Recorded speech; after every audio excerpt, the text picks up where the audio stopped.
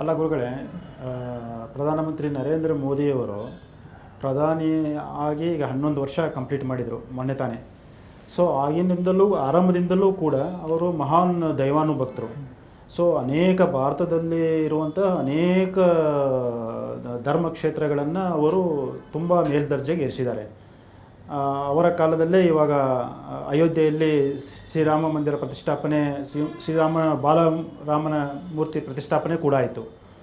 ನೀವು ಹೇಳ್ತಾ ಇದ್ದೀರಾ ಅವರ ಮೇಲೆ ದೈವಾನುಗ್ರಹ ಕಡಿಮೆ ಆಗ್ತಾ ಇದೆ ಅಂತ. ಸೊ ಅವರು ದೈವದ ಸೇವೆ ಮಾಡ್ತಾನೆ ಬಂದಿದ್ದಾರಲ್ಲ. ಅಲ್ಲ, ಜಾಗಟೆ ಹೊಡೆದ್ರೆ ಮೋದಿ, ಚಮಚ ತಟ್ಟಿದ್ರೆ ಮೋದಿ ಸೈನಿಕರು, ಗಂಟೆ ಹೊಡೆದ್ರೆ ಮೋದಿ, ಎಲ್ಲ ಹಸು ಕೂಗಿದ್ರೆ ಮೋದಿ, ಎಲ್ಲ ಮೋದಿ ಮೋದಿ ಮೋದಿ ಮೋದಿ. ಎರಡೇ ಅಕ್ಷರ ಗೊತ್ತಿದ್ದು, ಗೋಧಿ ಮೋದಿ ಎರಡೇ ಗೊತ್ತಿದ್ದು. ಆದರೆ ಮೋದಿ ಮೇಲೆ ಯಾವ ನಾನು ಹೇಳೋದಿಲ್ಲ. ಒಬ್ಬ ಸಂತ, ದೇವ್ರ ನಿರ್ಮಾಣ, ಅವನು ಹುಟ್ಟರು ದೇವ್ರ ನಿರ್ಮಾಣ. ಅವರು ಬಂದ ಮೇಲೆ ಖಂಡಿತವಾಗಲೇ ಹಿಂದೂ ಧರ್ಮಕ್ಕೊಂದು ಬೆಲೆ ಸಿಕ್ಕಿದೆ, ಒಂದು ಕಾಪಾಡಿದ್ದಾರೆ ಅದನ್ನು. ಅದ್ರ ಬಗ್ಗೆ ನಾವು ಯಾರೂ ಇಲ್ಲ ಅಂತ ಹೇಳೋದಿಲ್ಲ. ಆದರೆ ಏನಾಗಿದೆ ಅಂತಂದರೆ 10 ವರ್ಷ ಇತ್ತಲ್ಲ, ಆ ಒಂದು ವರ್ಚಸ್ಸಿದೆಯಾ ಅವರಿಗೆ. ಹಾಗಾಗಿ 241 ಸೀಟೇ ತೊಗೊಂಡು ಇನ್ನೂ ಆಳ್ತಾನೆ ಇದ್ದಾರಲ್ಲ. ಬೇಡ, ಕಾಶ್ಮೀರದಲ್ಲಿ ನಿಮಗೆ ಸರ್ಕಾರ ಮಾಡೋ ಪರಿಸ್ಥಿತಿ ಇರಲಿಲ್ಲ. ನೀವು ಮೇಲೆ ಹಾಕ್ಕೊಂಡ್ರೆ ಅದಾದ ನೀವು ಅಲ್ಲಿ ಮಾಡದೇ ಇದ್ದಿದ್ರೆ ನಿಮ್ಮನ್ನ ಯಾರು ದೃಷ್ಟಿ ಮಾಡ್ತಿದ್ರು? ಯಾಕೆ ಸರ್ಕಾರ ಮಾಡಿರಿ? ಅಲ್ಲಿ ವಿವೇಚನೆ ಇರಬೇಕತ್ತಲ್ವ. ಅದಕ್ಕೆ ಬುದ್ಧಿ ಬೇರೆ ವಿದ್ಯಾ ಬೇರೆ ಅಂತ ಹೇಳಿದ್ದೆವು ನಾನು. ಮೋದಿ ಮೇಲೆ ಭ್ರಷ್ಟ ಅಂತಾಗಲಿ, ಸೋಮಾರಿ ಅಂತಾಗಲಿ, ಅಥವಾ ಅವರಿಗೆ ವಿಷಯಗಳಲ್ಲಿ ಆಂತರಿಕ ವಿಚಾರ ಗೊತ್ತಿಲ್ಲ ಅಂತಾಗಲಿ ನಾನು ಹೇಳೋಲ್ಲ.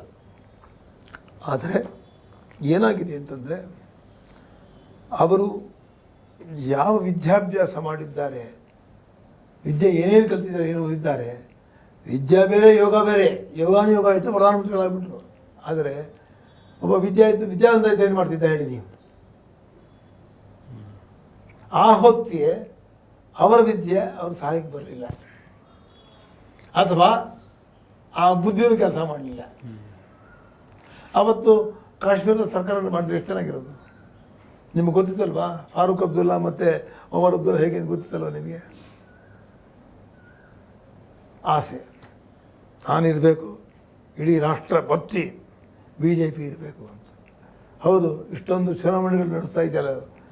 ಚುನಾವಣೆಯಲ್ಲಿ ಒಂದೊಂದು ರಾಜ್ಯ 7 ಚುನಾವಣೆ ಆಗುತ್ತೆ. 7 ಚುನಾವಣೆಗೂ ಪ್ರಧಾನಮಂತ್ರಿ ಹೋಗಬೇಕು, ರಕ್ಷಣಾ ಮಂತ್ರಿ ಹೋಗಬೇಕು, ಹೋಮ್ ಮಿನಿಸ್ಟರ್ ಹೋಗಬೇಕು, ಎಲ್ಲ ಶಿವರಾಜ್ ಪಾಟೀಲ್ ಅವರು ಇವರು ಎಲ್ಲರೂ ಹೋಗಬೇಕು. ಹಾಗಾದ್ರೆ ಭಾರತ ರಾಷ್ಟ್ರದ ಕೆಲಸ ಯಾರು ಮಾಡೋರು? ಏನು ಕೆಲಸ ಮಾಡ್ತಿದ್ದಾರೆ? ಬರೀ ಎಲೆಕ್ಷನ್ ಟೈಮ್ ಹೋಗಿಲ್ಲ ಅವ್ರದ್ದು. ಅವ್ರ ಕೊಡುಗೆ ಏನು ಕೇಳಬೇಕಲ್ವ? ತಪ್ಪ ಕೇಳೋದು. ರಾಮ ಮಂದಿರ ಕಟ್ಟಿದ್ರು ಅಂತ ಹೇಳಿದರೆ ಪೇಪರಲ್ಲಿ ಓದಿದ್ರೆ ಇವಾಗ ರಾಮ ಮಂದಿರ ಪೂರ್ಣ ಆಗ್ತಾ ಇದೆ. ರಾಮನ ಕಟ್ಟಿ 240 ಸೀಟ್ ಯಾಕೆ ನಿಂತ್ಕೊಂಡ್ಬಿಟ್ರು ಅವರು? 240 ಸೀಟ್ ತೊಗೊಂಡು ನೀವು ರಾಷ್ಟ್ರವನ್ನು ಆಳ್ಬೋದಿತ್ತ? ಆಳಿ, ಸಂತೋಷ ಆಗಲಿ, ಬಲ ಇದೆ. ಆದರೆ ಅವತ್ತಿನ ಧೈರ್ಯ ಇಲ್ಲ ಹೋಯ್ತು ಮೋದಿಯವರಿಗೆ, ಅವತ್ತಿನ ವರ್ಚಸ್ಸು ಎಲ್ಲೋಯ್ತು, ಅವತ್ತಿನ ನಗುಮುಖ ಎಲ್ಲೋಯ್ತು, ಎಲ್ಲೋಯ್ತು, ಎಲ್ಲ ಮಾಯವಾಗ್ಬಿಡ್ತಾರೆ ಅಲ್ಲಿ. ಅಲ್ಲಿಗೆ ಅವ್ರಿಗೆ ಕೊರತೆ ಇದೆ ಅಂತ ತೀರ್ಮಾನ ಆಯಿತು. ನಾನು ಆ ದೃಷ್ಟಿಯಿಂದಾನೆ ಪ್ರಧಾನಮಂತ್ರಿಗಳೇ ಬನ್ನಿ, ಗಾಣಗಾಪುರಕ್ಕೆ ಬನ್ನಿ, ಬ್ರಹ್ಮವಿಟ್ಟು ಮಹೇಶ್ವರ ಐಕ್ಯಸ್ಥಳ ದೃಷ್ಟ ಮಾಡೋಗಿ ದೇವರು ಕಾಪಾಡ್ತಾನೆ ಅಂತ. ಅವರ ಮೋದಿಯವರ ಗುಣದ ಬಗ್ಗೆ ನಾವು ಏನೂ ತಪ್ಪಿಕೊಳ್ಳಲಿಕ್ಕೆ ಯಾರೂ ಸಾಧ್ಯ ಇಲ್ಲ. ನಾನು ಆ ವರ್ಗದ ನಾನು ಸಿದ್ದರಾಮಯ್ಯವ್ರು ತಗೊಂಡೆ, ಅವ್ರಲ್ಲೂ ಏನು ತಪ್ಕೊಳ್ಳೋಕ್ಕಾಗಲ್ಲ. ಎಲ್ಲ ಭ್ರಷ್ಟಾಂತ ಅಪ್ರೂ ಹೆಲ್ಪ್ ಹೋಗಿದ್ದಲ್ಲಿ. ಆದ್ದರಿಂದ ಯಾಕೆ ಹೇಳಿದೆ ನಿಮಗೆ ಅಂತಂದರೆ, ನಾನು ಹೇಳಿದ್ದೆ 241 ಸೀಟು ಬರೋದು ಅಂತ ಹೇಳಿದ್ದೆ. ಮುಂಚೆ ಮುಂಚೆ ಹೇಳಿದ್ದೀನಿ ನಾನು. ಸ್ವಂತ ಬಲದ ಮೇಲೆ ಅವರು ಅಧಿಕಾರ ನಡೆಸಲಿಕ್ಕೆ ಸಾಧ್ಯ ಇಲ್ಲ ಅಂತ ಅವಾಗಲೇ ಹೇಳಿದ್ರಿ ನೀವು. ಅದು ಈಗಲೂ ಕೂಡ ನೀವು ಕೇಳೋ ಪ್ರಶ್ನೆಗೆ ಉತ್ತರ ಹೇಳಿ, ನಾನು ನೀವು ಕೇಳಿದ ಪ್ರಶ್ನೆ ಮತ್ತೆ ಉತ್ತರ ಹೇಳ್ತೀನಿ. ಈಗಲೂ ಕೂಡ ಈ ಭಾರತ ದೇಶಕ್ಕೆ ಜೂನಿಂದ 8 ತಿಂಗಳು ಪರ್ವಕಾಲ, ತುಂಬ ಕಷ್ಟಕಾಲ ಇದೆ. ಆಮೇಲೆ ಇಲ್ಲೇನು ಮಳೆ ಅನಾಹುತ ಆಯಿತು, ಮುಂಬೈ, ಗೋವಾ, ನಮ್ಮ ಕಾರವಾರ, ದಕ್ಷಿಣ ಕನ್ನಡ, ಉತ್ತರ ಕನ್ನಡದಲ್ಲೂ ಆಗುತ್ತೆ. ಅದು ಸೇರಿ ಮಧ್ಯಪ್ರದೇಶ ತುಂಬ ನಾಶ ಆಗುತ್ತೆ. ಮಧ್ಯಪ್ರದೇಶದ ಏನೋ ದೊಡ್ಡದೊಂದು ಏನೋ ಕಥೆ ಬಂದ್ಬಿಡುತ್ತೆ ನೋಡಿ, ದೊಡ್ಡದಾಗಿ ಒಂದು ಆಗುತ್ತೆ. ಒರಿಸ್ಸಾಲ್ಲಿ ಬಿರುಗಾಳಿ ಚಂಡಮಾರುತ ಬರುತ್ತೆ. ಚಂಡಮಾರುತದಿಂದ ಆಮೇಲೆ ಹಿಮ ಜಾಸ್ತಿ ಆಗುತ್ತೆ. ಅಲ್ಲೆಲ್ಲ ಸಾವು ನೋವುಗಳು ಕೂಡ ಉಂಟಾಗುತ್ತೆ. ಯಾವುದೋ ಒಂದು ದೊಡ್ಡ ದೇವಸ್ಥಾನ ಮುಳುಗಡೆ ಆಗತಕ್ಕಂಥ ಒಂದು ಸಂದರ್ಭ ಕೂಡ ಬಂದ್ಬಿಡುತ್ತೆ ಅಲ್ಲಿ ನಿಮಗೆ. ಆಮೇಲೆ ಎಲ್ಲಕ್ಕಿಂತ ಜಾಸ್ತಿ ಏನಪ್ಪ ಅಂದರೆ ಈ ದೇಶದಲ್ಲಿ ಯಾರು ಅನ್ನ ಇನ್ನೊಂದು ಸದೋಗ್ಯಾರನ್ರಿ ನೋಡಿ, ಎಷ್ಟು ಪರಮಾತ್ಮ, ಎಷ್ಟು ಕರುಣೆ ಅವನಿಗೆ. ಇಷ್ಟೆಲ್ಲ ಮಳೆ ಬಿದ್ದು, ಇಷ್ಟೆಲ್ಲ ಬಿಸಿಲು ಬೇಗ ಇದ್ದರೂ ಕೂಡ ದೇವರು ಅನ್ನ ಕೊಟ್ಟಿದ್ದಾನೆ. ಯಾವಾಗ ಅನ್ನ ಕೊಟ್ಟಾನೆ, ಅನ್ನ ಕೊಟ್ಟವನು ಪ್ರಾಣವನ್ನು ರಕ್ಷಣೆ ಮಾಡ್ತಾನೆ. ಅದಕ್ಕೆ ದೇಶ ಉಳಿದಿರ್ತಕ್ಕಂಥದ್ದು. ಆದರೆ ನಮ್ಮ ದೇಶಕ್ಕೆ ಅನ್ಯ ರಾಷ್ಟ್ರಗಳು ಯಾರೂ ಸಹಾಯ ಮಾಡಲ್ಲ. ನಾವು ಮಾಡೋದು ರಷ್ಯಾ ಒಂದೇ. ಮೋದಿಯವರಿಗೆ ಯಾರದ್ದು ಏನೂ ಬೇಕಾಗಿಲ್ಲ. ಅವರು 2014 ಮೋದಿ ಆದರೆ ಮತ್ತೆ